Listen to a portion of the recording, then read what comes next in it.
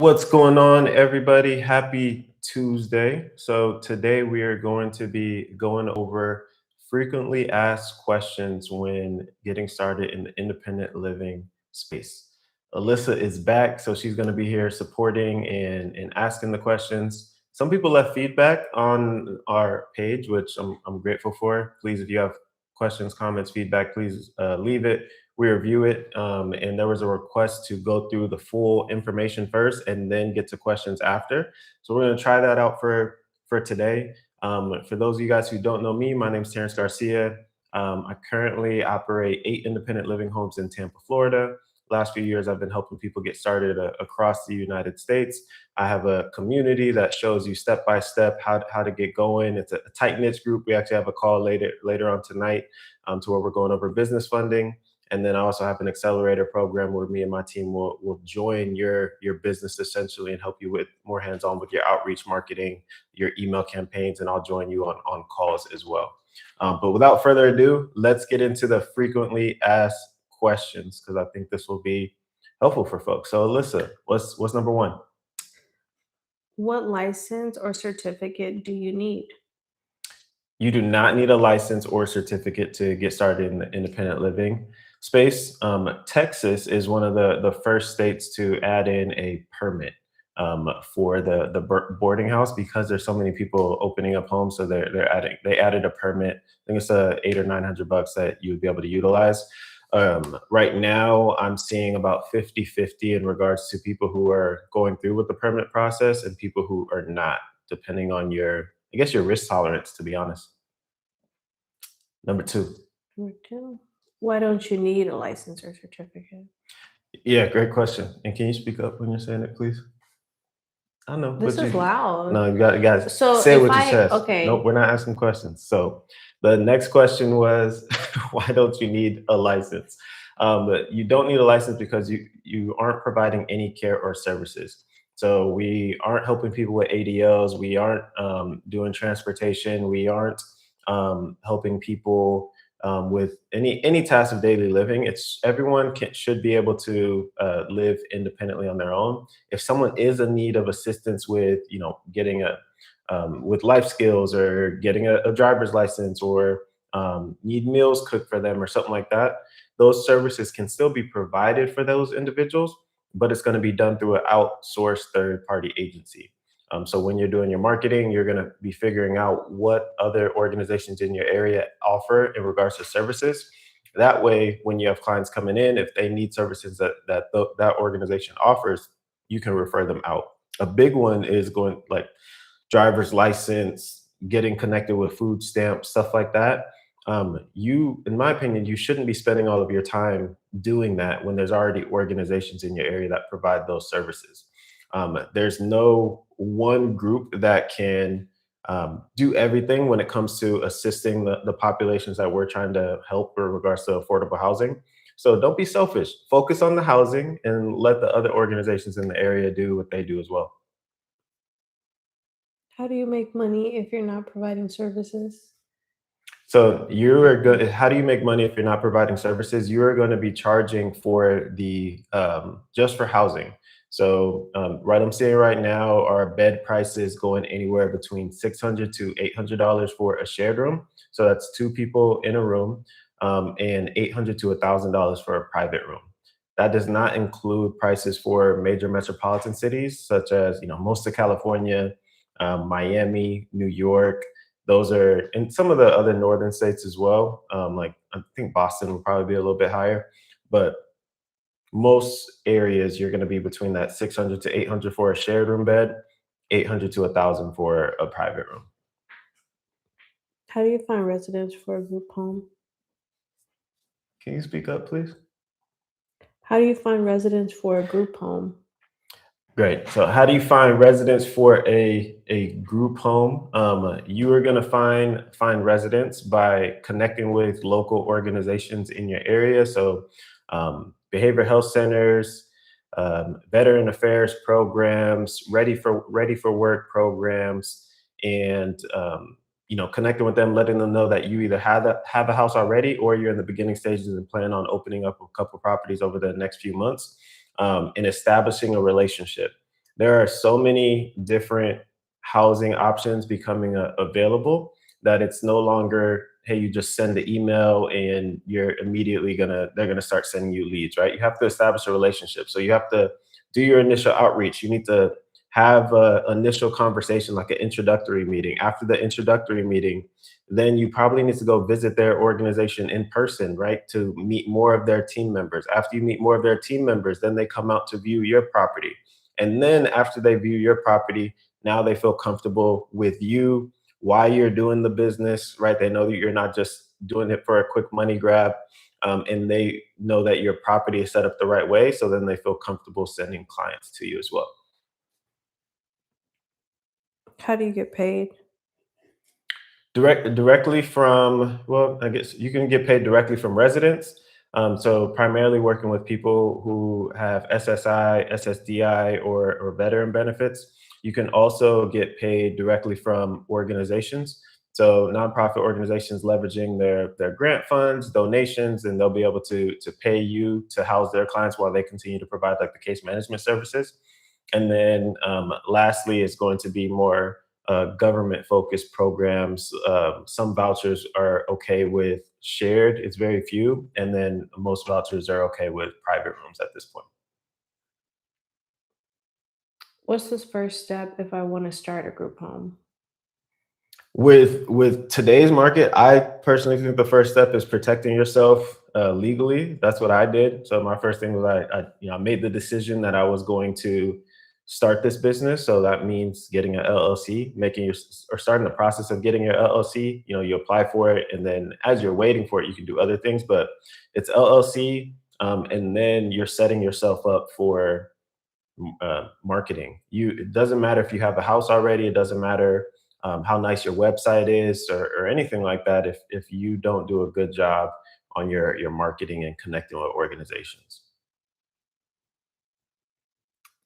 How do I ensure that what I'm doing is legal?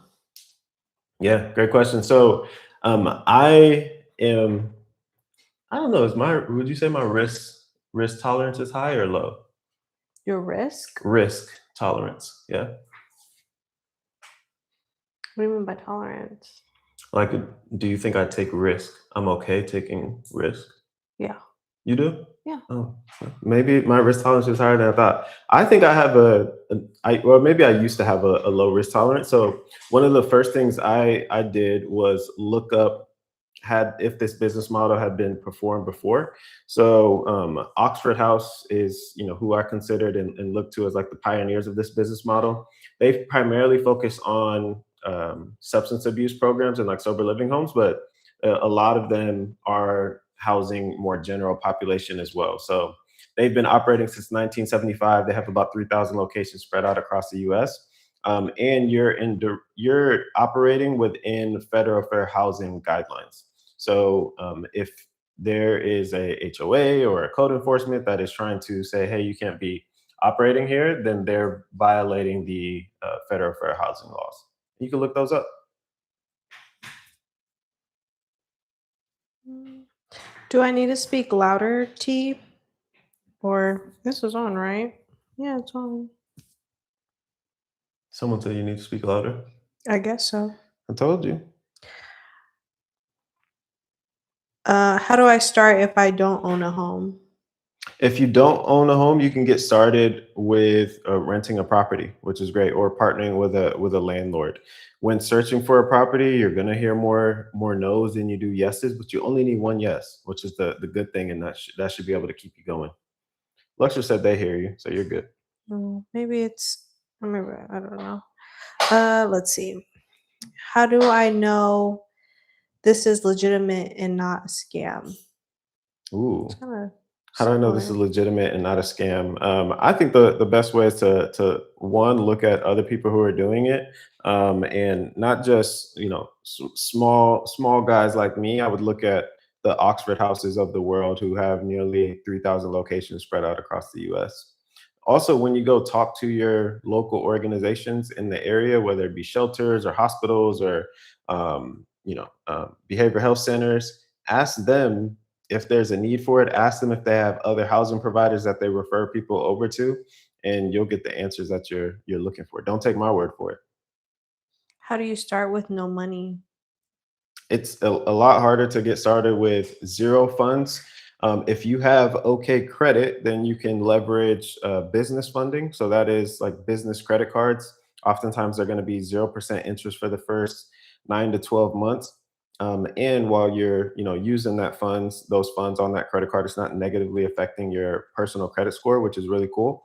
But you need a okay credit score or credit profile, I should say, in order to get approved for those funds.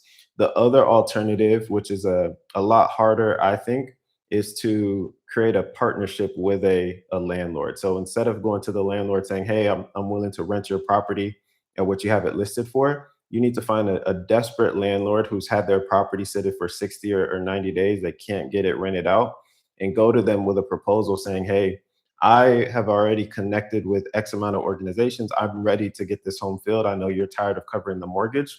Let's go 50-50 on this. Um, Now, I'm not going to pay you anything up front. I'll take care of the furnishing, and you can find cheap furniture on like Facebook Marketplace, um, Habitat for Humanity, Salvation Army Restores. So you tell them, hey, I'll furnish it. I'm not going to pay you anything up front, but we'll split the profits 50-50. Now, that's not the best deal for you because you're sharing your profits 50-50, but at least you're able to get started with little to no funds.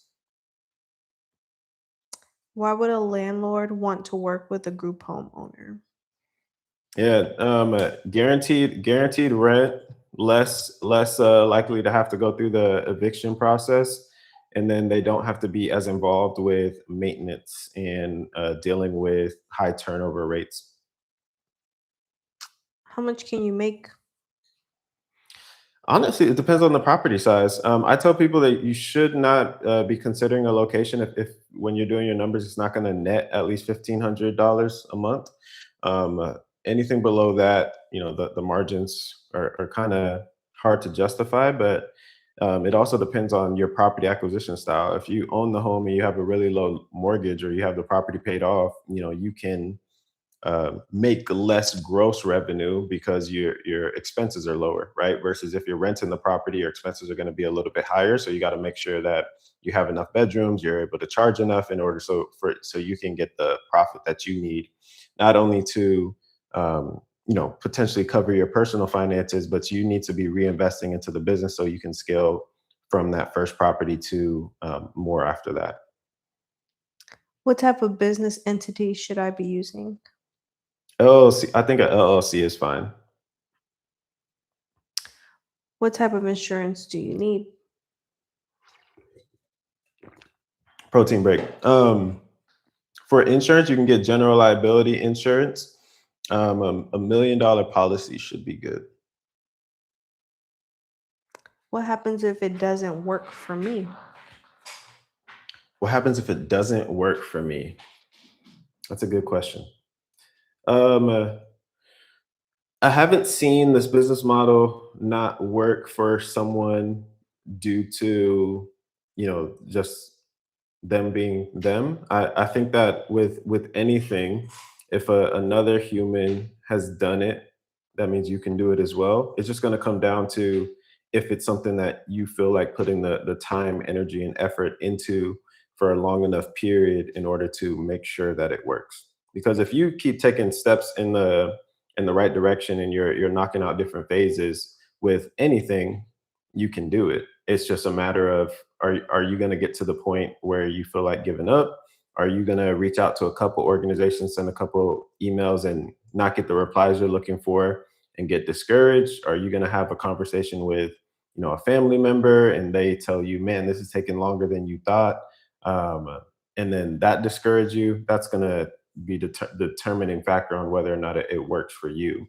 But it's not going to be location. It's not going to be um, not being able to connect with organizations or anything like that. It's going to be your more internal driver, in my opinion.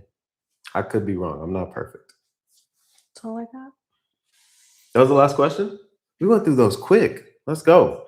So those are the frequently asked questions I usually come across when people are considering getting started in this business model. I hope that was helpful.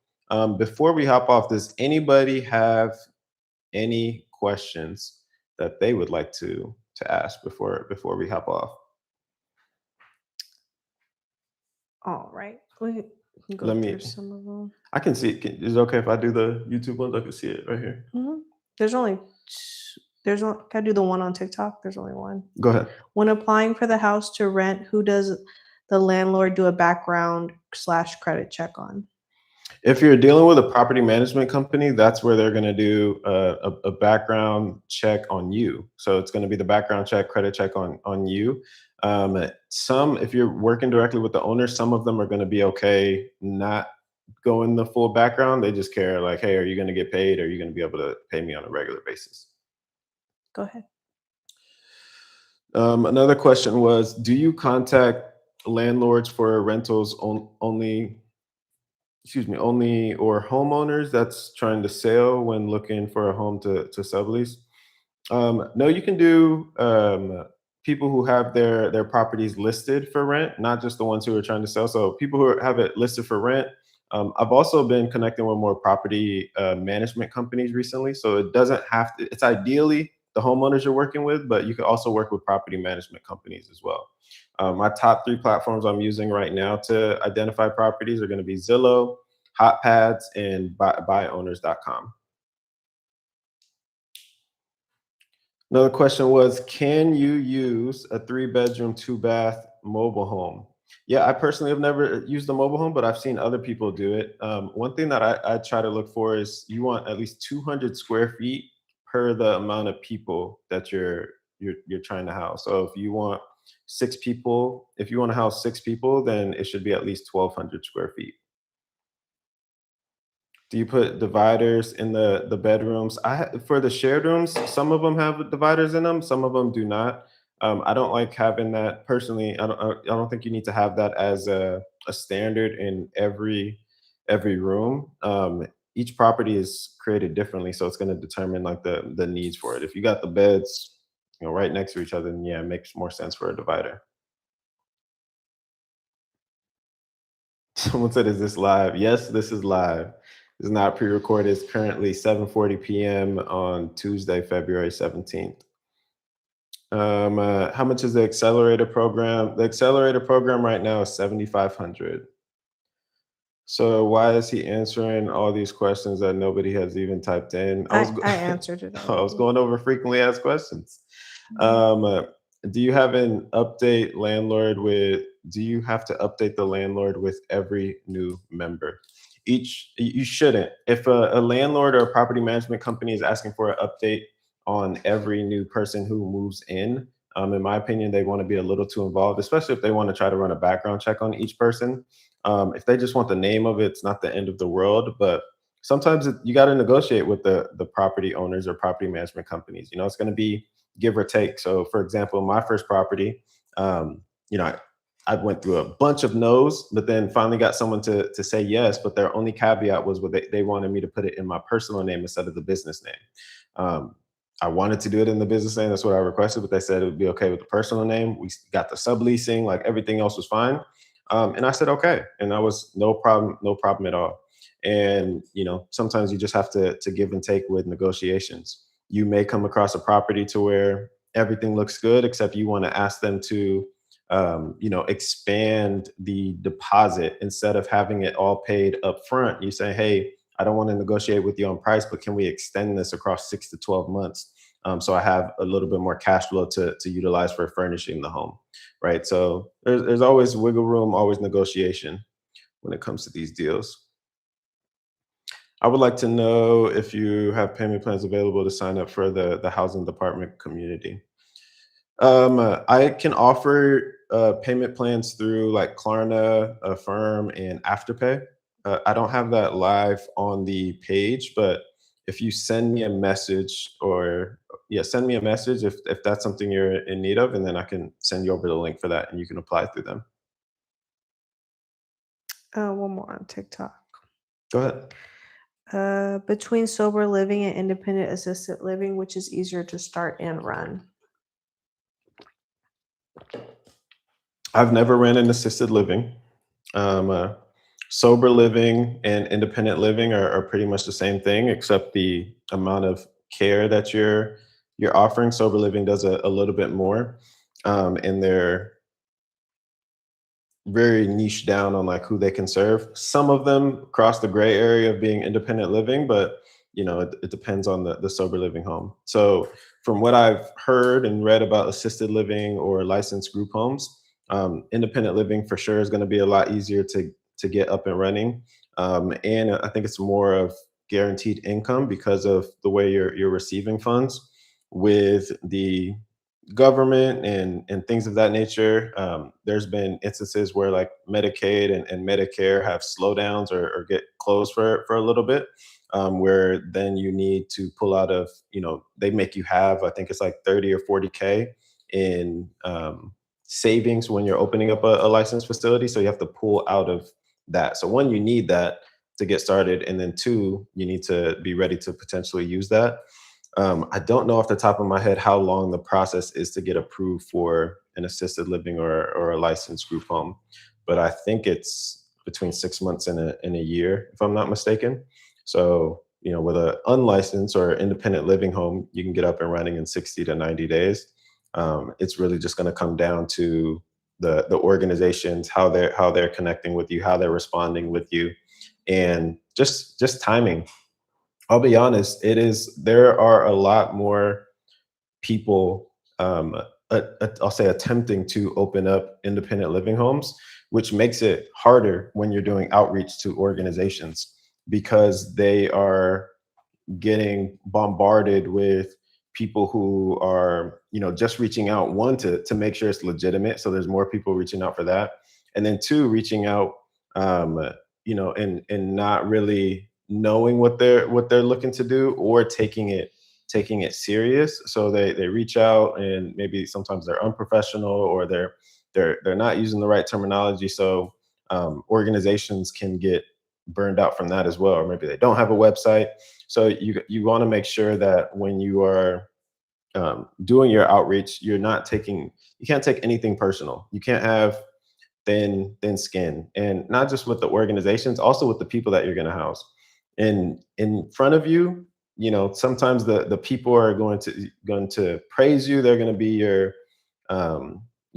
favorite person. They're gonna hype you up, but you have to remember too, so their commonality amongst all of them is going to be you. So sometimes that means cracking jokes about you.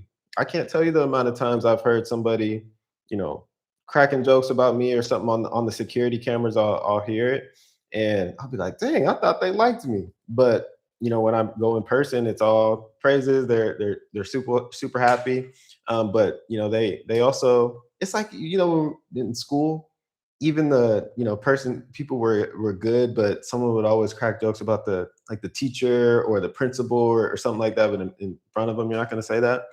Same thing is going to happen. It's just a commonality, and it's almost like a way to be cool if you're talking about the Bond. yeah. It's a bonding thing. So you can't have thin skin. Yeah. No matter how many times you cry. How many times I cried? I didn't cry over that.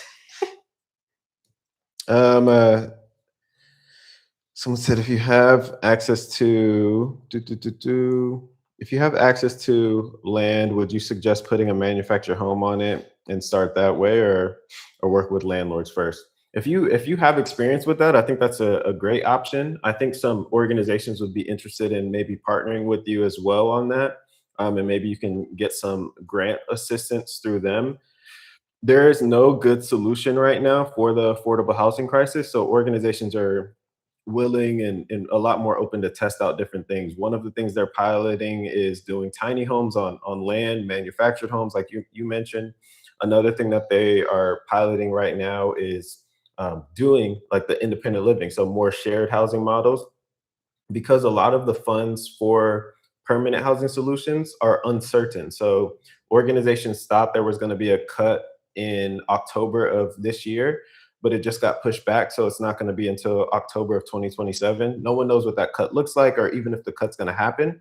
But essentially, they don't know for permanent housing solution funds like Section 8, like HUD VASH vouchers, things of that nature. They don't know how long those are going to be in play. So they're planning ahead for, hey, what do we do if we can no longer accept people that need vouchers and give them vouchers? Where are they going to go? So they're planning, which is that right now the only option is, manufactured home, tiny homes, shared housing models, things of that nature. So yeah, if you have experience with that, I think go for it. I think that could be a great play, and you could do both at the same time. ¿Por qué no los dos? All right. What's the best place to message you? Message me on message me on Instagram if you were asking about the payment plans. Which Message me is on in Instagram. your bio if they go to your YouTube profile. Yeah, and my at name's the same on Instagram. It's I am Terence Garcia. One R, no E's. Top three things in your house rules: no drugs, no alcohol, no visitors. You said one R, no E's. I said no R, one R, no That's E's. crazy. Man, I don't even know how to spell my own name. One R and no A's. Terence. That's hilarious. Yeah, and the top three things in-house rules: no drugs, no alcohols, and no visitors inside the house. Hi, do you have recommendations about how much liability insurance to get? Yes, a $1 million policy. Hello, Mr. Garcia. I'm in South Florida. Do you consult in area? Yes, I do. Duplex 2-1 on both sides. You can make that work depending on the square footage of the two ones. Tambien, let's go. Any other questions on TikTok? Or are we good? Let's go. No, I think this was really cool. And again, this was just the frequently asked questions that I see and get asked the most. I have all of those listed inside of the community as well, and I have a separate video that I already did on them. Inside of the housing department community, it's not just I don't know what's the best way to say it. I get fulfilled. Part of the way I get fulfilled is making sure that people don't have the same experience that I've had in other programs that I've signed up for. So the last thing I would want is someone signing up for one of my programs, like the housing department community, and being like, "Man, what is this? What's inside?" So we walk you step by step on how to get started in the business model. So instead of trying to put it together piece by different videos that you may be watching. It's all in an organized area. And then you get ongoing support. So you can chat message, you can post in the community, and we do live calls every week. So every Tuesday and Thursday. And tonight we have a business funding call, which I think is going to be fantastic. Excited to see what Money Man G has in store. If you guys have ideas for G Manelli said it's a complete system from start to finish. All you have to do is show up. Absolutely. If you guys have ideas or questions or anything like that, please leave them in the comments. If you aren't already, please subscribe to the YouTube channel as well.